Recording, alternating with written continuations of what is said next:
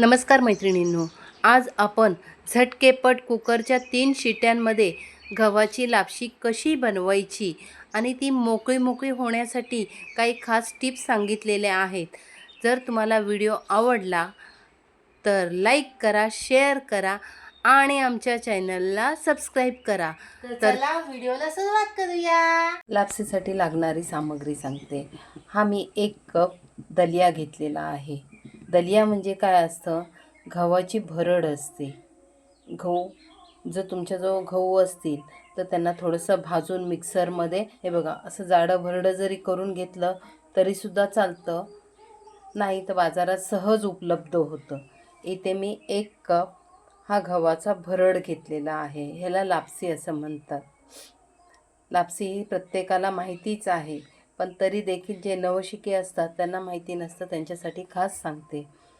ही 1 cup गव्हाची लापसी आणि समप्रमाणात गूळ घेतलेला आहे आणि काही आवडीनुसार ड्रायफ्रूट्स जे तुमच्याजवळ असतील ते. मी आता इथे काय घेतलेले, काजू, मनुके, बदाम आणि थोडे खोबऱ्याचे काप घेतलेले आहेत. तुमच्या घरात जे काही अवेलेबल असेल ते तुम्ही घेऊ शकता. लापसी म्हटलं की गूळ आणि लापसी शिजवून घेणे. आपण ही लापसी कुकरमध्ये करणार आहोत. त्यासाठी मी गॅसवर कुकर गरम करायला ठेवलेला आहे. पाव कप मी साजूक तूप टाकून घेतलेलं आहे. तूप चांगलं वितळलं की त्यावर आपल्याला आपण घेतलेले ड्रायफ्रूट्स तळून घ्यायचे आहेत. मस्तपैकी तुपामध्ये मी काजू बदाम तळून घेत आहे. मनुके आणि खोबरं तळायचं नाही.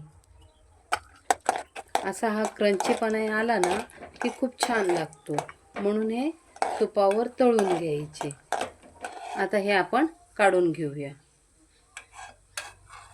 आता त्याच तुपात आपण घेतलेली लापसी मस्त अशी परतून घ्यायची.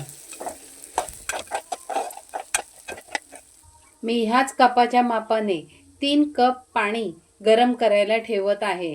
या साईडला मी 3 कप पाणी गरम करायला ठेवलेलं आहे, कारण आपल्याला लापशीमध्ये पाणी गरमच वापरायचं आहे.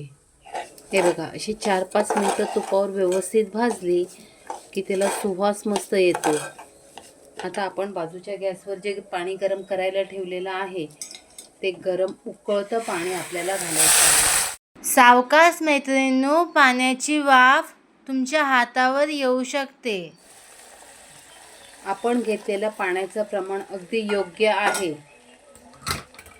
जर तुम्ही दूध वापरणार असले तर दूध तुम्हाला 3.5 कप दूध घ्यायचं आहे.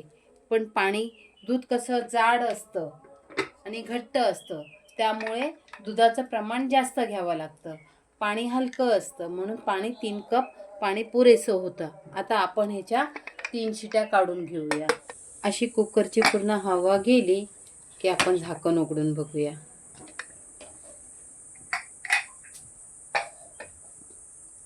हे बघा, किती छान असा दलिया आपला शिजलेला आहे. म्हणून सांगितलेलं, आपण जे पाण्याचं प्रमाण घेतलेलं आहे ना ते अगदी योग्य आहे. तर यामध्ये ना आपण किसून घेतलेला गूळ टाकून घ्यायचा.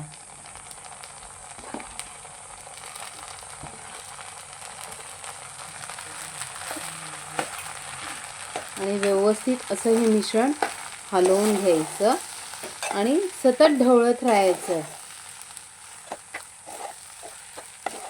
गूळ घातल्यामुळं कसं मिश्रण पातळ होतं ना, म्हणून सतत ढवळत राहायचं.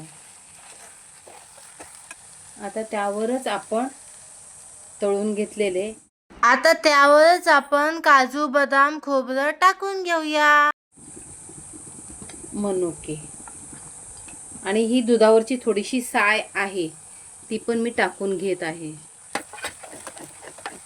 गॅस स्लो ठेवायचा आणि स्लो गॅसवरच आपल्याला ह्याला व्यवस्थित गूळ आणि लापशी एकजीव व्हावी या प्रकारे शिजवून घ्यायचं आहे. आपला दलिया व्यवस्थित शिजलेला आहे. तर यावरती आहे ना आपण 1 चमचा सुंठ पावडर टाकून घ्यायची. आणि तिला व्यवस्थित असं हलवून घ्यायचं आणि गॅस बारीक करून आहे ना असं झाकण ठेवून 1-2 मिनिटांनी आपण हलवून घ्यायचं. हे बघा असं 2 मिनिटानंतर आहे ना पुन्हा झाकण उघडायचं आणि असं व्यवस्थित त्याला हलवून घ्यायचं. गूळ संपूर्णपणे वितळलेला आहे त्यात. आता आहे ना जर आपण साखर वापरली ना तर वेलची पावडर टाकायची आणि जर गूळ वापरला तर गूळ वापरल्यावर जायफळ हे आलंच पाहिजे. मी गूळ वापरलाय म्हणून मी जायफळ किसणीवर व्यवस्थित किसून घेत आहे. असा ताजाच जायफळ किसून घ्यायचा. बघा रंग बघा काय छान आलेला आहे. मी तुम्हाला जवळून दाखवते. बघा मस्त अशी आपली लापशी बनून तयार झालेली आहे.